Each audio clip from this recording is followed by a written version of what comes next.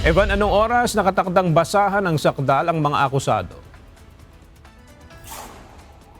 Aga 1:30 ngayong hapon ay isasagawa na itong arraignment o pagbabasa ng sakdal, pati itong pre-trial o paghahanda sa paglilitis para dito sa one count of graft ni Senator Jinggoy Estrada at dating miyembro ng gabinete ng Pangulo na Secretary Manuel Bonoan.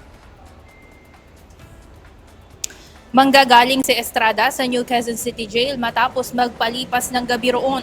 Mahigpit ang seguridad sa paligid at ngayong umaga ay business as usual ang Bureau of Jail Management and Penology o BJMP. Hindi rin basta-bastang makakapasok ang sinuman sa detention facility.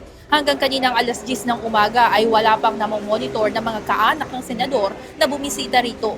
Mula sa bilangguan ay ihahatid ng BJMP ang mambabatas sa Sandigan Bayan para sa kanyang arraignment. Sa arraignment, formal na binabasa sa akusado ang mga kasong isinampa laban sa kanya. Titiyakin rin ng korte kung nauunawaan ba ng akusado ang mga paratang bago ito hinga ng plea. Maaaring magpasok ang akusado ng plea na guilty o maaari namang not guilty kung hindi ito umaamin sa mga paratang.